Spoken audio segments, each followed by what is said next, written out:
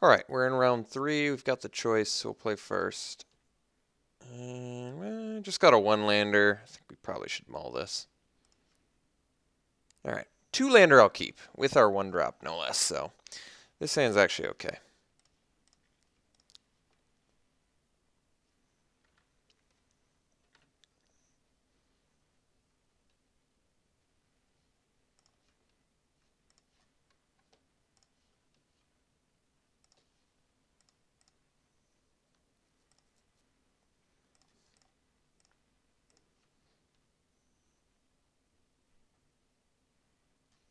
All right.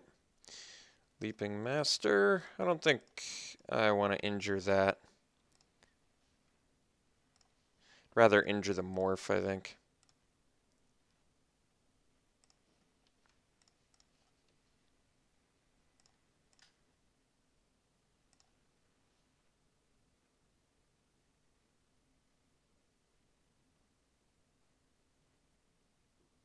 I'm not going to trade with the Master. Even though it can deal more damage. Just not interested. Death Touch is kind of a higher commodity than trading with a 2-power guy there, I think. If he drops a Morph, I'll injure it.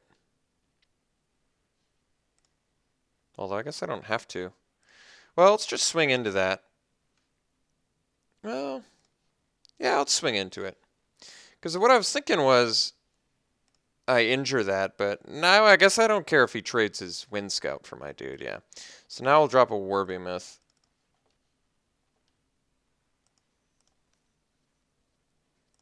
And we're still ahead on the race.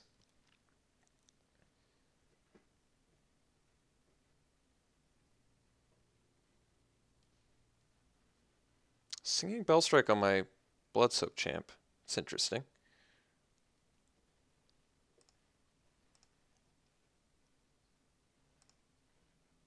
So I guess I injure the Wind Scout now.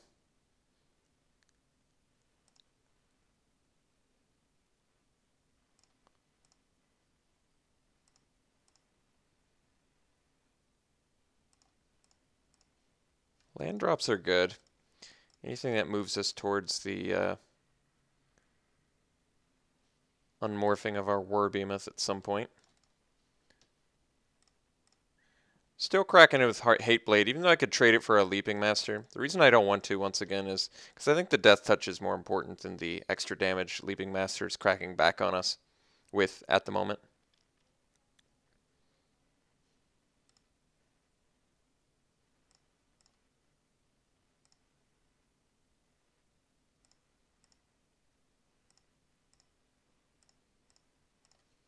All right, land here is actually insane. So now I can swing with both and take up arms on the backswing for some. It's like the one time that take up arms is going to be good for us.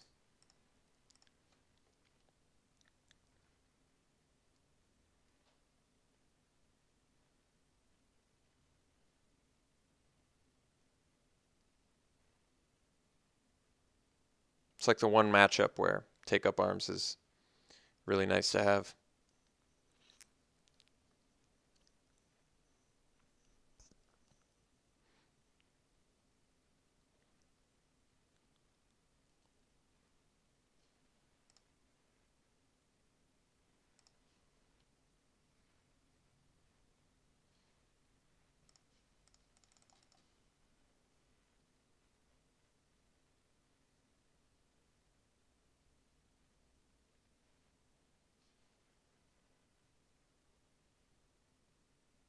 Not going to double block the expert.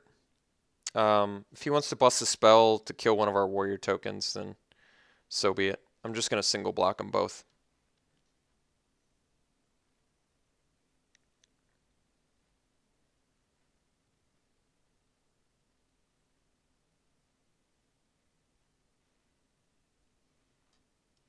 Oh, that's really good. That's pretty brutal. Big problem with that. Well, I still get to block, though. All right. Well, that's actually not too terrible, then. Still trade there, and then we get to throttle his expert.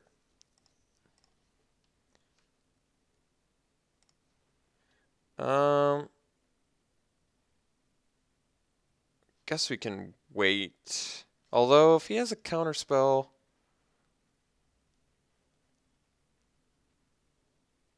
Let's just take care of it now, I guess. Well, it might be an issue, though. If he has a fatty follow-up.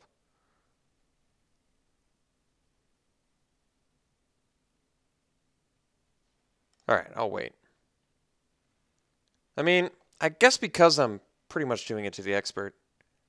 Although, well, I'm going to pass. Could have a cancel, but we're not dead to Bloodfire Expert yet.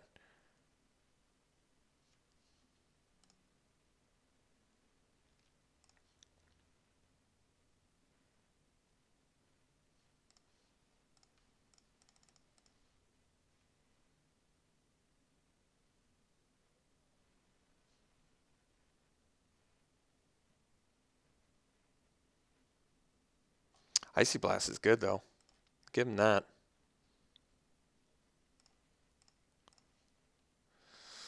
One card left in hand. Guess we'll crack in with Hate Blade and Morph.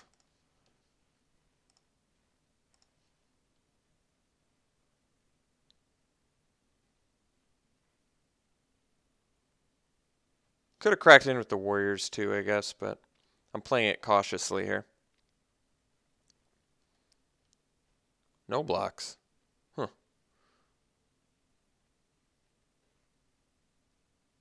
Well,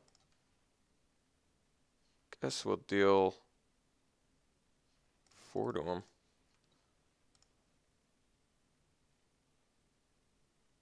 Could have Force Away, I guess. Alright. It's not the end of the world.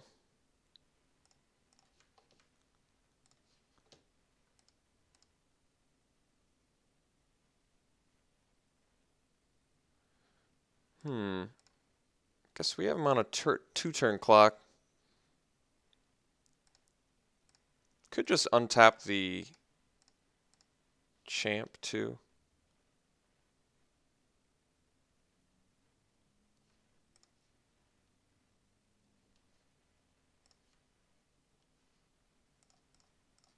Could kill us with any pump or burn spell, but guess we gotta go for it.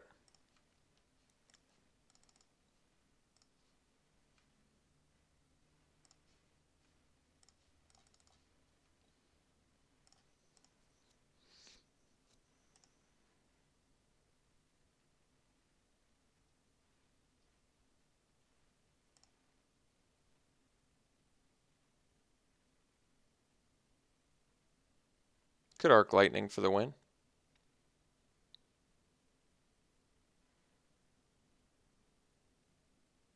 Looks like he's just playing red-blue.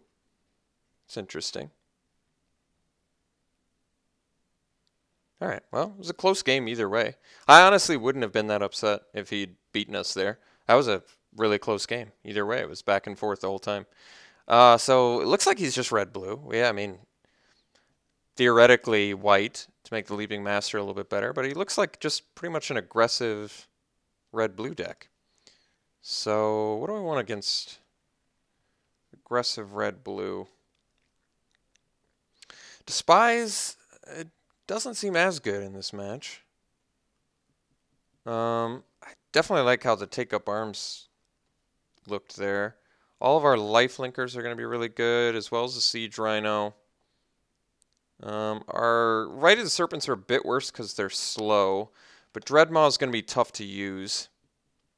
That being said, Dreadmaw is still probably decent. Cut a Rite of the Serpent for a Dreadmaw because it blocks. Doesn't block his Mystic though. It does block Bloodfire Expert nicely. I guess it would mostly just be for the life gain. I think we try it one more time. Triple Debilitating Injury is quite good in this matchup. And I did say the Rite of the Serpents are a little bit lackluster, which is true. But I don't mind having them. I think we try one more time.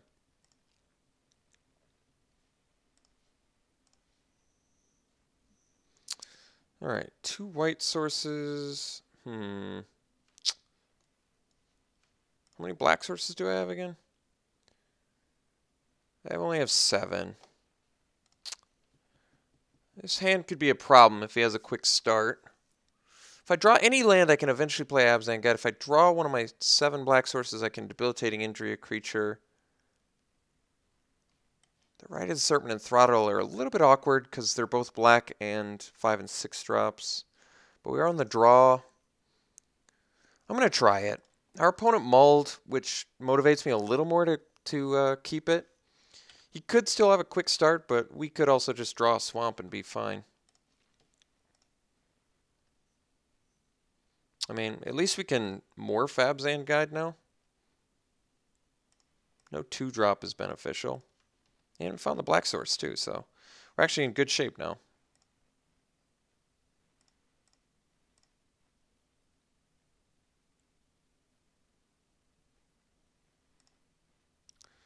I think I'm just going to injure that. Yeah. Especially with the follow-up Siege Rhino. I mean, I could play Guide here, but let's just minimize damage our opponent does to us. I think that's the wisest idea because he just seems really aggressive. Siege Rhino next turn's insane.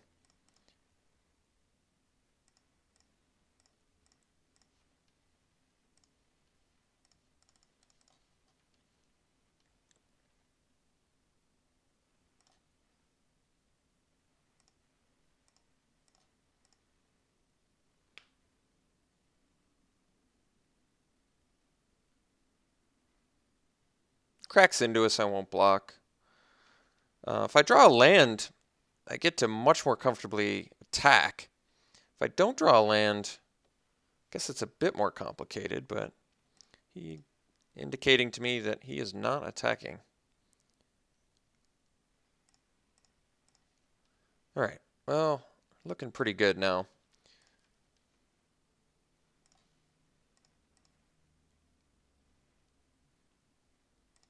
Alright, I think that he could Icy Blast now.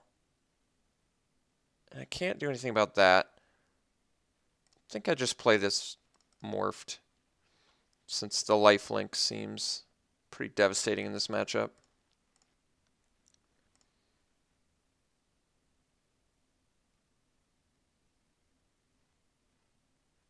Alternatively, I could have played Krumar, but I still wouldn't have been able to leave up the first strike.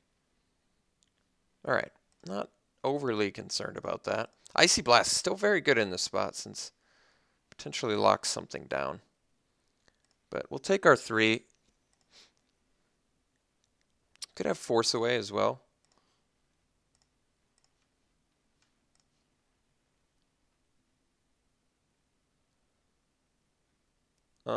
I guess we just swing. He's leaving up Force Away, which kind of tells me probably has Force Away. But we'll see. I might just make my trade with the 2-2 here. Okay. I think he's probably forcing away our morph guy, so I'm not going to unmorph.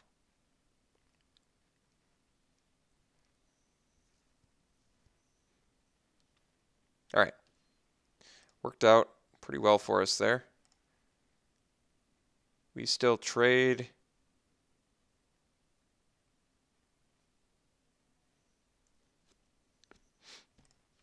I'm feeling real good after this turn. So we do all this. He doesn't have the... Now we can just hard cast our guide that he already knows about.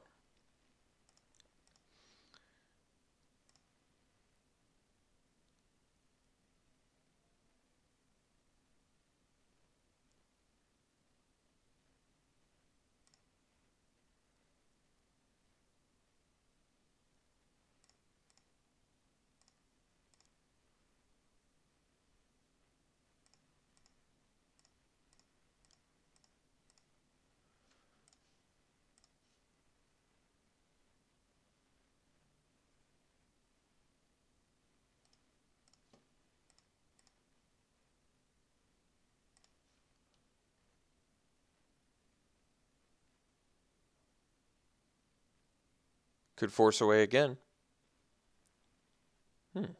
Wait. Oh, okay. Now I'll just follow up with a Krumar, since I don't really see a need to kill the Mystic of the Hidden Way.